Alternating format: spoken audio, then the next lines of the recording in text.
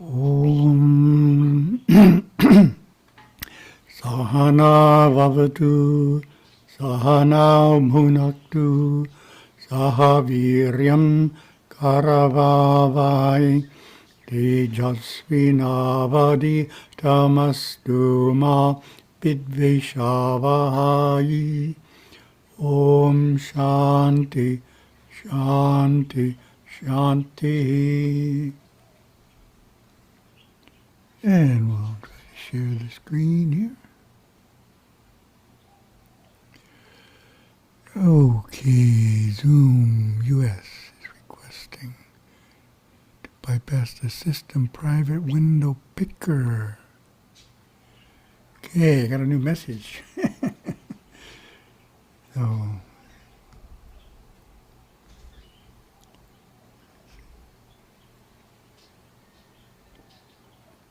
okay, does that look good, David? Are you okay?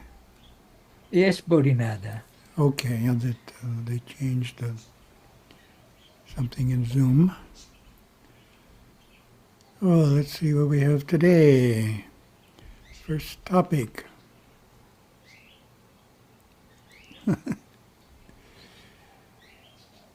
Okay, why is that there? I have an extra slide. Forgot to take out from last time.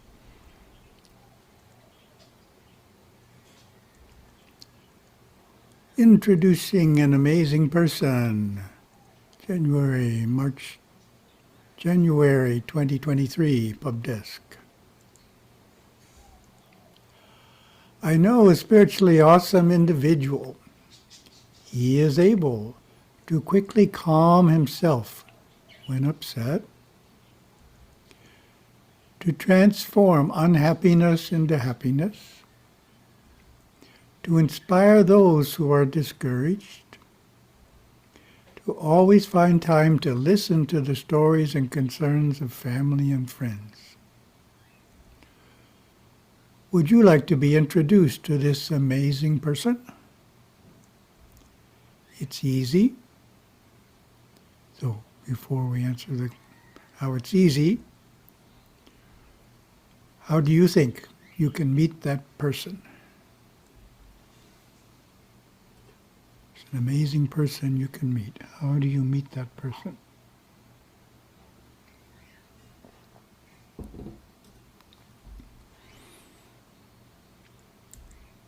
Just look into a mirror. Yes, that awesome person is you.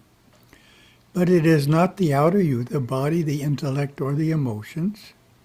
It is the spiritual part of you, the soul, the Atman, the presence you can sense by looking into your eyes.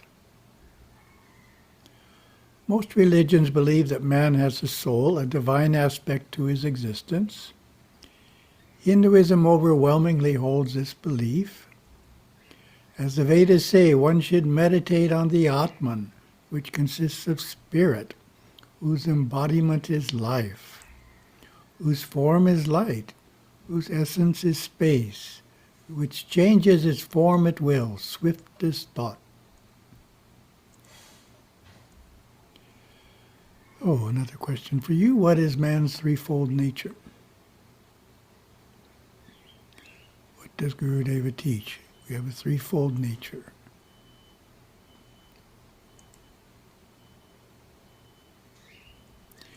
Each of us is a soul, a divine being presently inhabiting a physical body.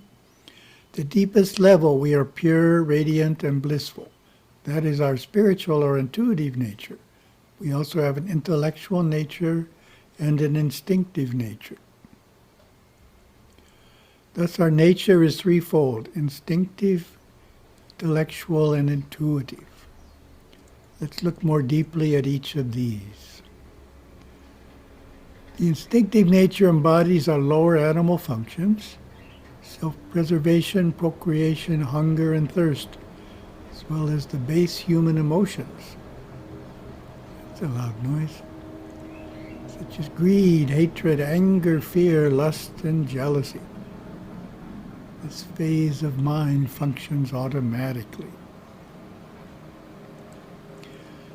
Man alone develops the intellectual mind and is responsible for its composition as he lives along through life. Gurudeva gave the following description of our intellectual and intuitive aspects.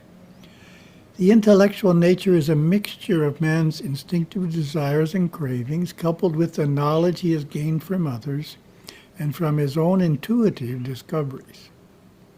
Within man's intellect, he organizes a vast amount of knowledge that begins to accumulate from a very early age. 90% of this knowledge deals with the externality of the world and mind itself. The intuitive or superconscious nature is even more complex, more organized, more refined than the instinctive or intellectual phases. It's mystically known as the mind of light. For when one is in this state of mind, he may see light within his head, sometimes throughout the entirety of his physical body, if his inner sight is developed enough. Otherwise, he just begins to feel good all over, as actinic energy permeates his nervous system. Its most refined essence is Satchit Ananda, all-knowing, omnipresent consciousness, the one transcendental, self-luminous, divine mind common to all souls. When intuitive flashes come, one knows the next thing to be done in a creative activity. Hinduism does not stop. It's simply asking you to believe in the existence of your soul and your intuitive nature. It gives you practices to help you experience and live in your soul nature on a daily basis.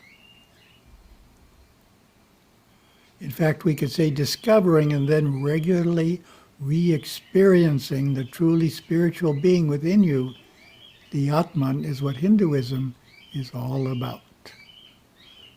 A wonderful byproduct of this practice is that over time the perspective of being your soul, your intuitive nature, becomes stronger and stronger as the perspective that you are your outer instinctive intellectual nature gradually diminishes.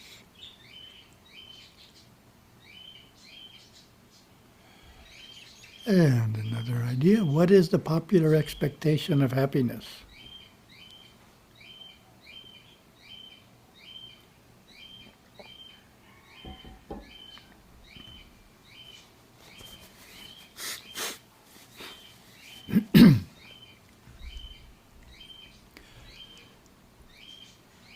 Popular expectation is that happiness automatically comes from achieving one's professional and family goals.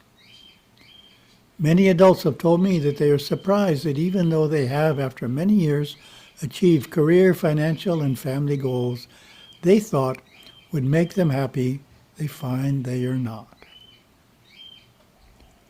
Swami Chinmayanandaji, founder of Chinmaya Mission, poignantly observed, "The tragedy of human history is decreasing happiness in the midst of increasing comforts." Isn't that nicely said? We definitely have increasing comforts, but happiness is not increasing along with the comforts. In fact, it's decreasing in many places in the world. Webster's dictionary tells us that happiness is the emotion evoked by success or by the prospect of possessing what one desires. Individuals who have given deeper thought to the subject understand that such happiness does not last. Depending on what was its source, this temporary happiness is gone within a few days, weeks, or months at best. Then one is again back in the state of feeling dissatisfied and seeking something external to provide fulfillment. The world cannot provide lasting happiness. Where else is there to look? An abundance of verses in Hindu scripture provide the answer clearly and repeatedly. The only enduring happiness is inside of us, in our spiritual nature, in our soul. Mundaka Upanishad presents this truth in a story. Two birds, united always and known by the same name, closely cling to the same tree. One of them eats the tree's sweet fruit while the other looks on without eating. While enjoying the fruit, the first bird moans, bewildered by his limitations. But when he beholds the other, the glorious Lord, worshipped by all, he becomes freed from sorrow.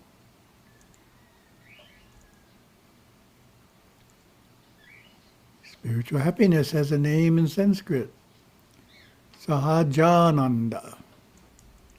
Sahaja means that which is inherent, innate, or natural. Ananda means bliss, happiness, or joy.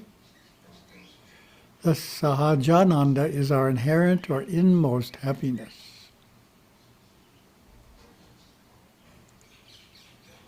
Gurudeva comments on this idea. Learn to be happy by seeking happiness not from others, but from the depths of the mind that is happiness itself.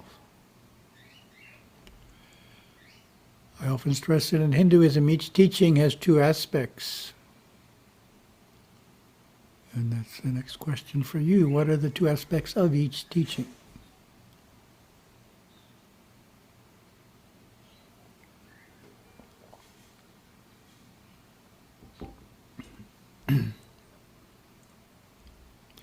First is the intellectual concept, which must be understood, which in this case is that lasting contentment is inside of us in our soul nature. Second aspect is the experience of that concept. Understanding needs to lead to experience, and experience comes through consistent practice over time. Based on Gurudeva's teachings, there are types of practices that lead to experiencing inner lasting happiness. So this is similar to last week's ideas. First is meditation. A good meditator can turn within deeply enough to experience the energy, light, and joy of the soul nature. Paramaguru Yogaswami described this in one of his songs. If you practice Siva Dhyana, meditation on Shiva daily, you will enjoy happiness in your inmost soul, and the thought that the well-being of others is your own will flood your heart. Nicely said. Second practice involves attending puja at a Hindu temple.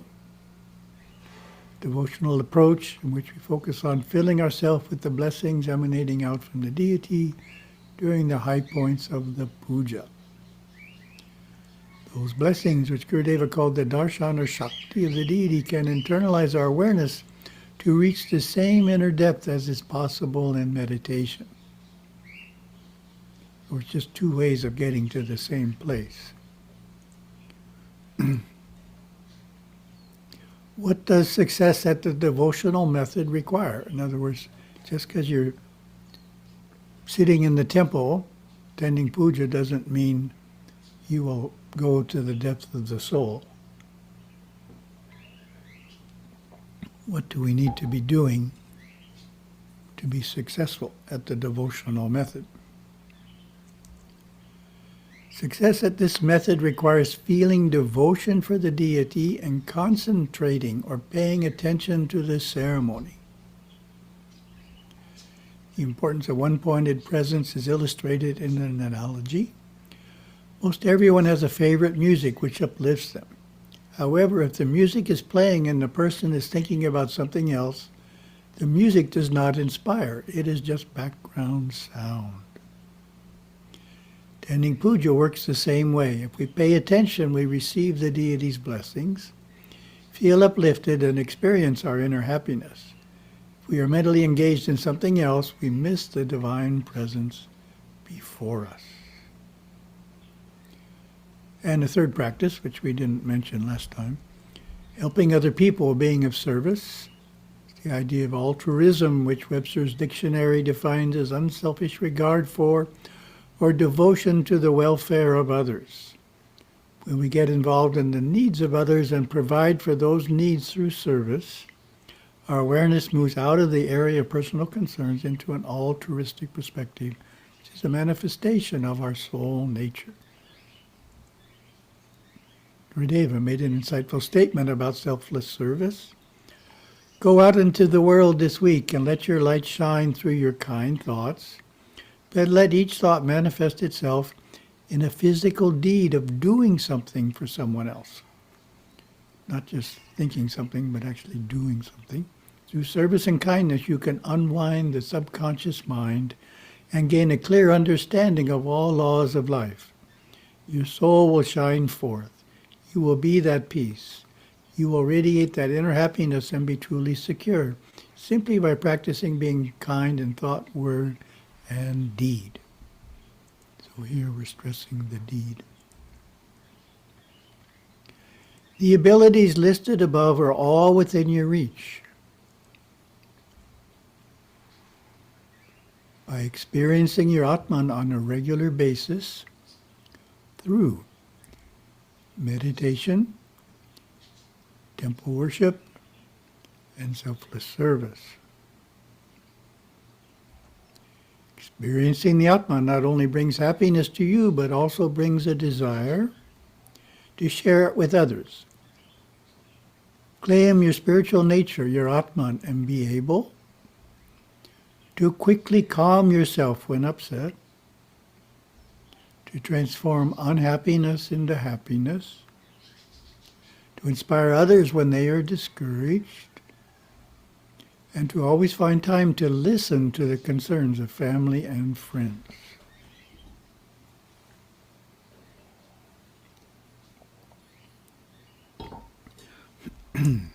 Second topic, 64 character qualities from our workbook.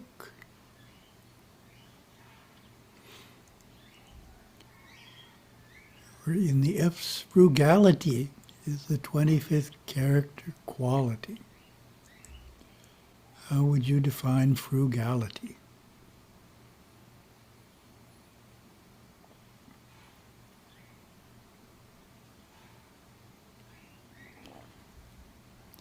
Okay, the slide has the wrong text here. Frugality means conserving resources, respecting their value. I cultivate frugality by repairing, reusing, and recycling goods and not being wasteful. The opposite is wastefulness.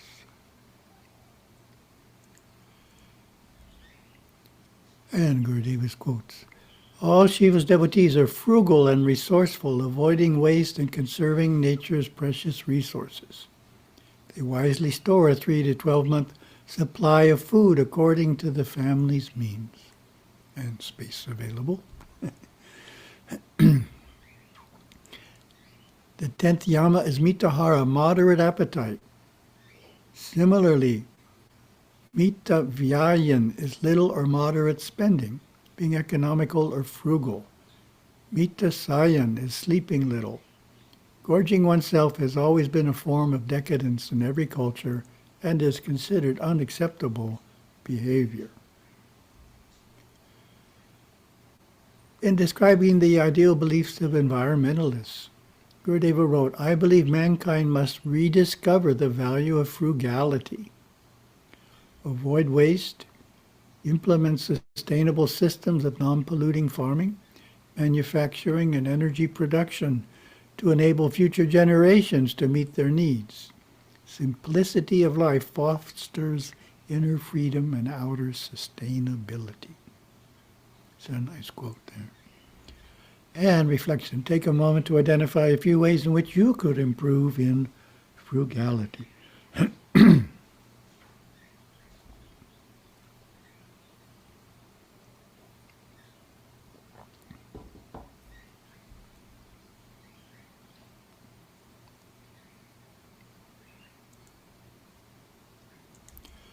Third topic, quotes from Yogaswami's Words of Our Master.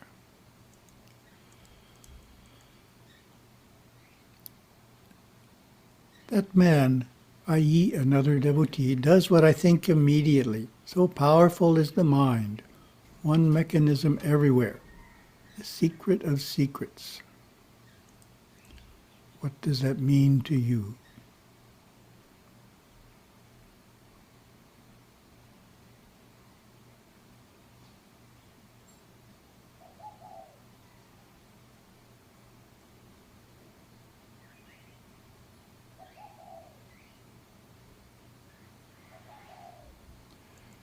Yogaswami's statement is pointing out that we can be attuned to the thoughts of others very closely, in fact.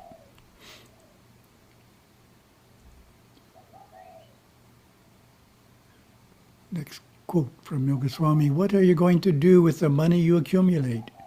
Can you increase your lifespan even for a day? Give generously when you can." What does that mean to you?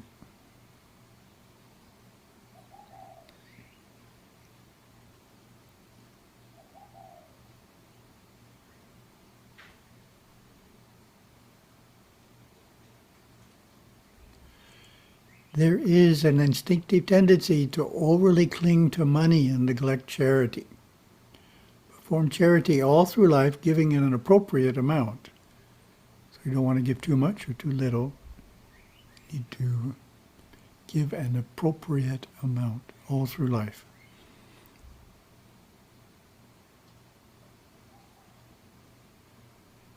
God and you are inseparable. What does that mean to you?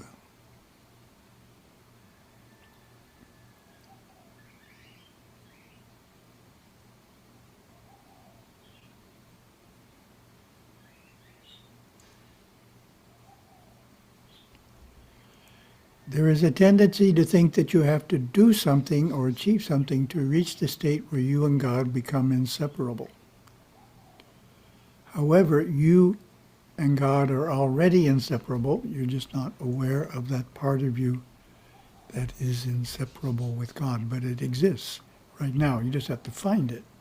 You don't have to do something, achieve something to create it, because it's not there. Oh, thank you very much.